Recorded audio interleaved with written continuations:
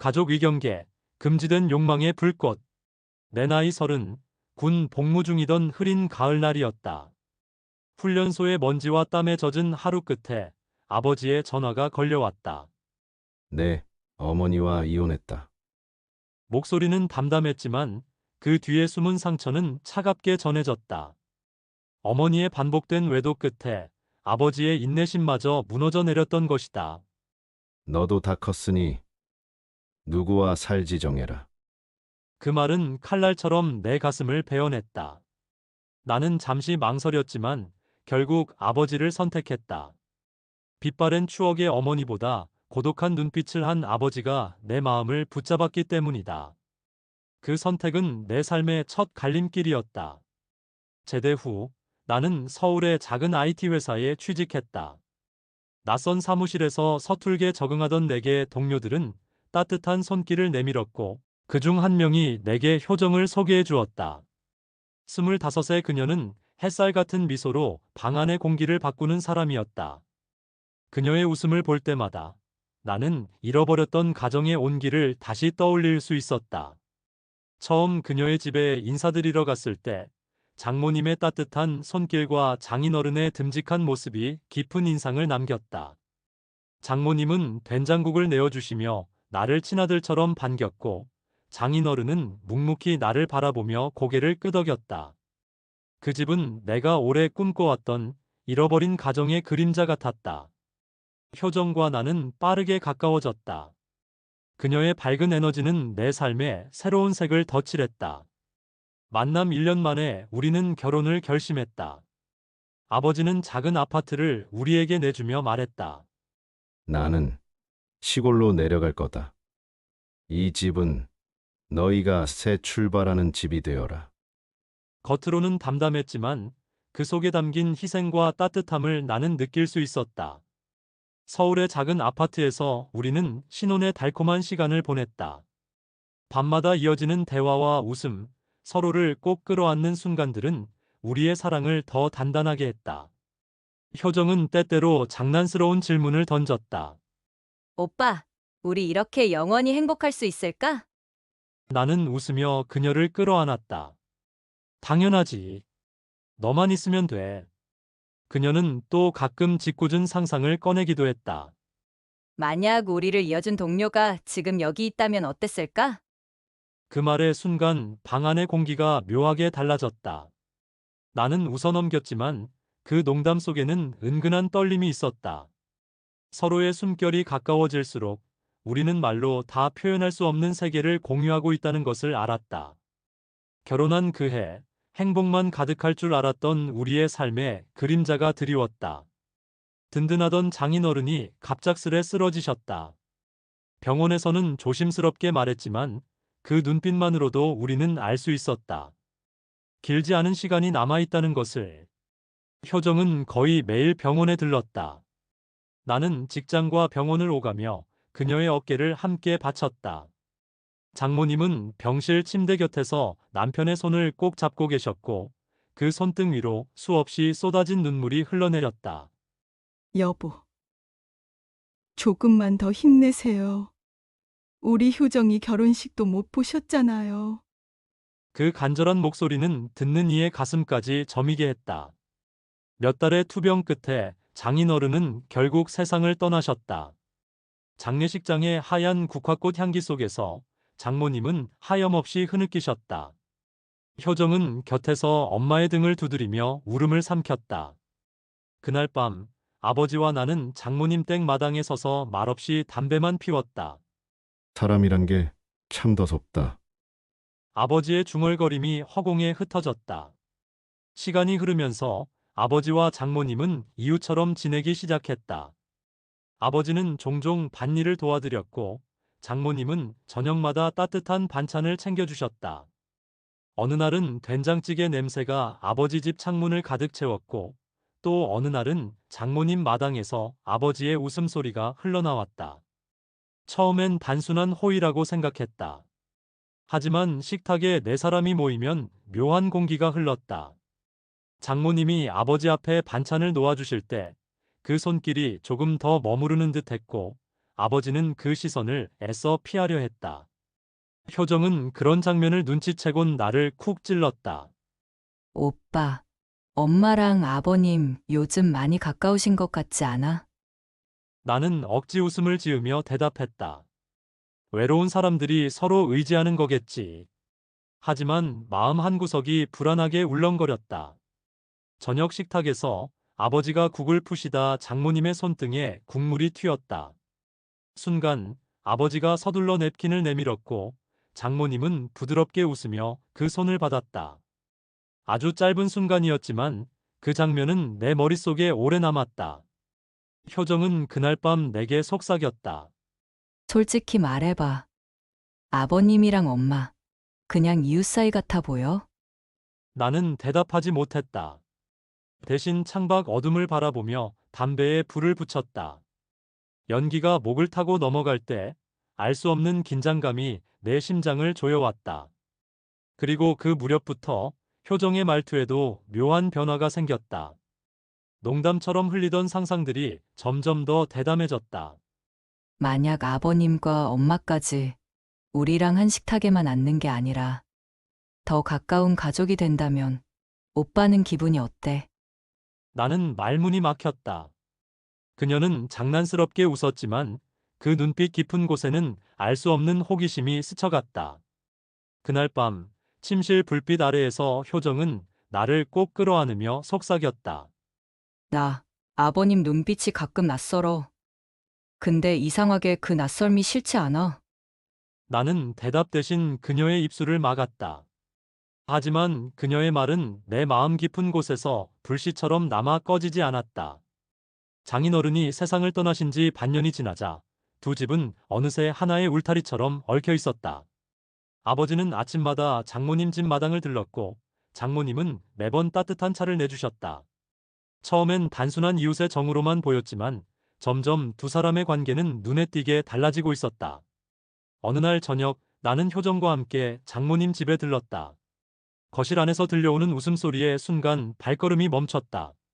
아버지와 장모님이 마주 앉아 이야기를 나누고 있었는데 그 분위기는 설명하기 어려울 만큼 따뜻하면서도 묘하게 친밀했다. 아버지가 장모님의 말에 웃음을 터뜨릴 때 그 얼굴은 내가 아는 엄격한 아버지가 아니었다. 그 모습은 오래전 내가 어릴 적 사진 속에서만 보던 사랑에 빠진 남자의 얼굴이었다. 효정은 내 손을 살짝 잡아 끌며 속삭였다. 봤지? 엄마 웃는 얼굴, 예전 같지 않아? 나는 대답을 삼켰다. 대신 방 안 공기를 뚫고 나온 웃음소리만 멍하니 듣고 있었다. 그날 밤 집으로 돌아오자 효정은 내게 기대어 장난스럽게 물었다. 오빠, 만약 엄마랑 아버님이 진짜 부부처럼 되신다면 기분이 어때? 나는 애써 담담하게 말했다. 두 분 다 외로우셨잖아. 서로 의지하면 좋은 거지. 그렇게 말했지만 내 심장은 이상하게 쿵쾅거렸다. 며칠 뒤 나는 출장 때문에 집을 비우게 되었다. 효정은 아버지와 단둘이 집을 지키게 되었다. 출발 전날 밤 그녀는 내 옆에 누워 천장을 바라보며 조용히 속삭였다. 나 아버님이랑 단둘이 집에 있으면 묘하게 긴장돼. 이상하지? 그녀는 웃으며 말했지만 그 속에는 단순한 농담 이상의 떨림이 배어 있었다. 출장을 마치고 돌아온 날 효정은 창백한 얼굴로 나를 맞았다. 그리고 낮은 목소리로 충격적인 말을 꺼냈다. 오빠 오늘 들어가면 안 돼. 나는 깜짝 놀라 물었다. 왜? 효정은 잠시 머뭇거리다 고개를 숙였다. 아버님이랑 엄마가 방 안에 계셔. 그냥 부부처럼. 그 순간 온몸이 얼어붙었다. 하지만 곧 이해가 되었다. 두 분도 결국은 인간이었다. 오랜 외로움 끝에 서로에게 기대고 싶었을 것이다. 그럼에도 불구하고 내 마음 깊은 곳에서 설명하기 힘든 울림이 번졌다. 그날 밤 효정은 내 옆에 앉아 조심스럽게 속삭였다. 솔직히 말할까? 두 분이 함께 있는 모습 보고 나서 나도 오빠랑 더 가까워지고 싶었어. 그 장면이 자꾸 머릿속에서 지워지지 않아. 나는 놀라서 그녀를 바라봤다. 하지만 효정의 눈빛은 흔들림 없이 진지했다. 우리도 언젠가 그 선을 넘을지도 모른다는 생각이 들어. 나는 대답하지 못했다. 대신 그녀의 손을 꼭 잡았다. 손끝에서 전해지는 미묘한 열기가 밤 공기를 더욱 짙게 달궜다. 한여름의 더위가 기승을 부리던 날이었다. 나는 친구들과의 약속 때문에 서울에 올라갔다. 장모님도 마침 지인 모임으로 시골을 비우게 되었고, 집에는 아버지와 효정 둘만 남았다. 나는 떠나기 전부터 왠지 불안했다. 효정은 내 옆에서 웃으며 말했다. 괜찮아, 오빠. 아버님이랑 나 단둘이라고 뭐 어쩌겠어. 그녀의 웃음소리 뒤에 어딘가 장난스러운 기운이 스쳐갔다. 그 미묘한 울림은 차가 출발한 뒤에도 오래도록 내 가슴을 두드렸다. 그날 저녁 효정은 일부러 가벼운 옷차림으로 아버지 옆에 앉았다. 식탁 위에는 여름 제철 반찬이 놓여 있었지만 두 사람 사이에 흐르는 공기는 음식보다 더 뜨겁게 느껴졌다. 효정이 몸을 숙여 젓가락을 집을 때마다 아버지의 시선은 불안하게 흔들렸다. 그리고 곧 피하려 했지만 효정의 눈빛은 도망치듯 스쳐가는 그 시선을 놓치지 않았다. 아버님, 여름 더위에 입맛 없으시죠? 제가 더 챙겨드릴게요. 효정은 천연덕스럽게 웃으며 반찬을 덜어주었다. 순간 그녀의 손등과 아버지의 손끝이 스치자 공기가 묘하게 달아올랐다. 식사가 끝난 뒤 효정은 갑자기 제안을 꺼냈다. 아버님, 우리 같이 영화 볼래요? 무서운 걸로. 아버지는 잠시 망설였지만 결국 고개를 끄덕였다. 거실 불이 꺼지고 어둠 속에서 스크린이 켜졌다. 영화 속 괴성이 울려 퍼질 때마다 효정은 흠칫 놀라며 아버지 쪽으로 몸을 기댔다. 아버님, 아직도 건강하시네요. 장난스럽게 던진 속삭임이었지만 아버지는 순간 숨이 막힌 듯 가만히 굳어버렸다. 시간이 흐르자 영화의 공포는 어느새 두 사람 사이의 침묵으로 바뀌었다. 화면 속의 어둠보다도 거실에 드리운 묘한 긴장이 훨씬 짙게 느껴졌다. 아버님, 효정이 불쑥 이름을 부르듯 속삭였다. 아버지는 놀라서 그녀를 바라봤다. 저 그냥 무서워서 그래요. 효정은 말끝을 흐리며 아버지의 팔에 살짝 기대었다. 아버지는 눈을 감았다가 뜨며 깊은 한숨을 내쉬었다. 하지만 그녀를 밀어내지는 못했다. 그날 밤 효정은 침실에서 내게 전화를 걸어왔다. 목소리는 흥분과 떨림이 뒤섞여 있었다. 오빠 오늘 아버님이랑 있었는데 이상하게 가슴이 두근거렸어. 나는 잠시 말문이 막혔다. 그녀는 이어서 낮게 속삭였다. 아버님도 나를 피하지 않으셨어. 그 순간 뭔가 선이 흔들린 것 같았어. 수화기 너머로 들려오는 그녀의 고백에 내 가슴은 불안과 알 수 없는 전율로 뒤섞였다. 그날 밤 나는 깊은 잠에 빠지지 못한 채 창밖의 불빛만 바라보았다.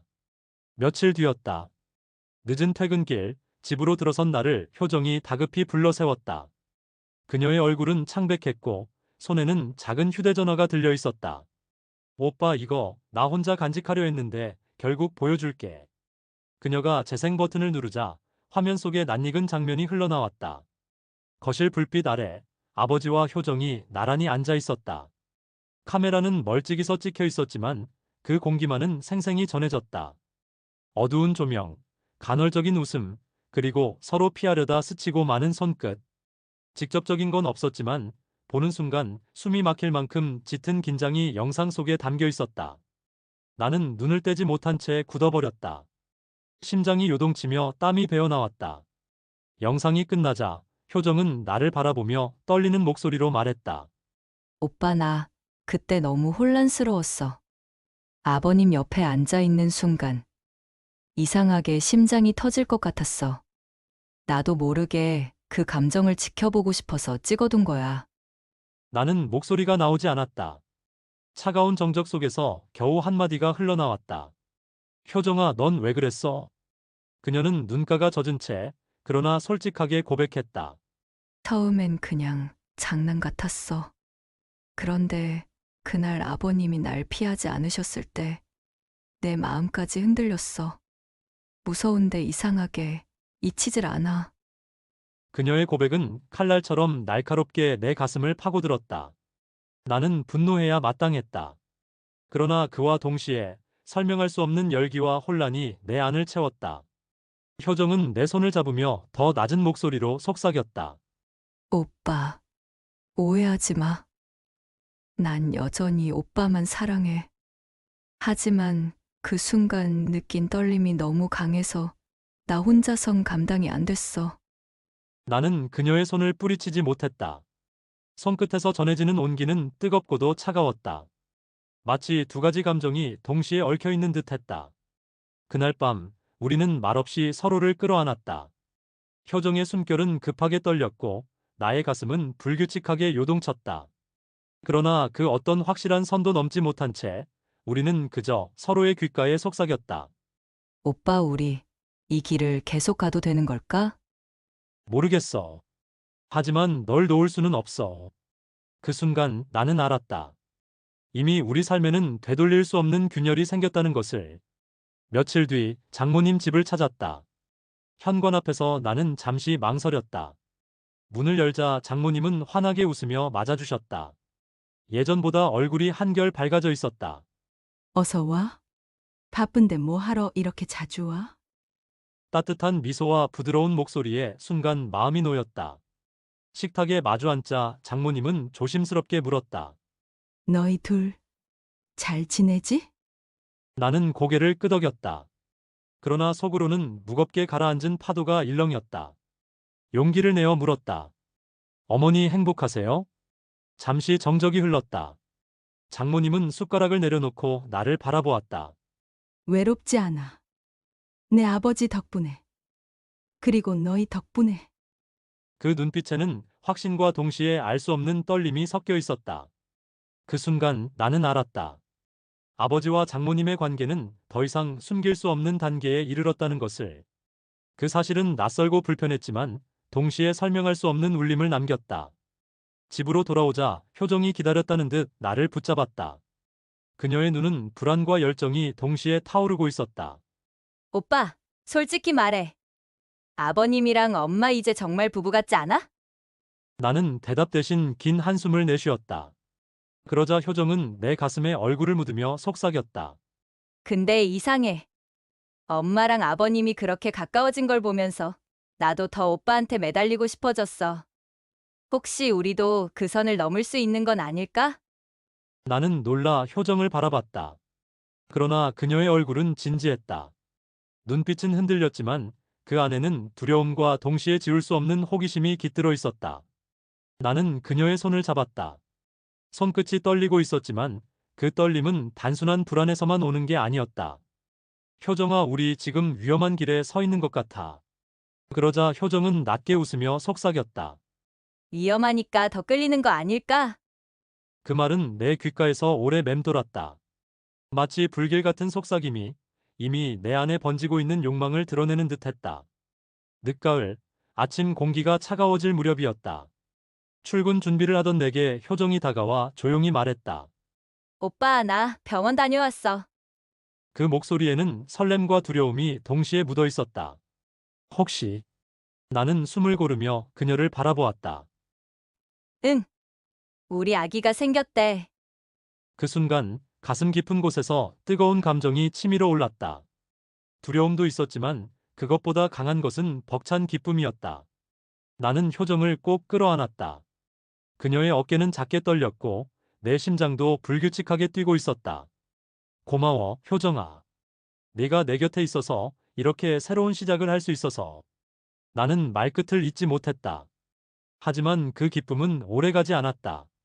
그날 저녁 장모님이 우리 집을 찾아와 조심스레 말을 꺼냈다. 얘야, 나도 병원에 다녀왔단다.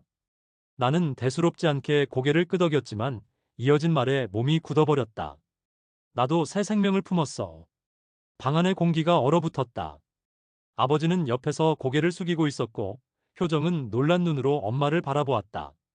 장모님의 얼굴은 부끄러움과 기쁨이 동시에 묻어 있었지만 그 소식은 우리 모두를 벼랑 끝에 세워버렸다. 나는 억지로 웃음을 지으며 말했다. 정말 축하드려요, 어머니. 그러나 내 속은 차갑게 무너지고 있었다. 그날 밤 효정은 내 옆에 누워 한참 동안 아무 말이 없었다. 어둠 속에서 겨우 입을 열었다. 오빠, 이상하지 않아? 우리랑 엄마 아버님이 동시에 같은 소식을 갖게 됐다는 게. 나는 대답하지 못했다. 대신 창밖의 바람 소리만 들려왔다. 효정은 내 손을 꼭 잡으며 낮게 속삭였다. 이상하게 무섭기도 하고 또 묘하게 끌리기도 해. 우리 가족이 너무 가까워진 것 같아서. 나는 그 손을 놓지 못했다. 축복이어야 할 소식이었지만 그 안에는 말로 설명할 수 없는 금기의 기운이 함께 스며들어 있었다. 기쁨과 혼란, 불안과 욕망이 뒤섞인 채 그날 밤 우리는 서로를 꼭 껴안고도 깊은 잠에 빠질 수 없었다.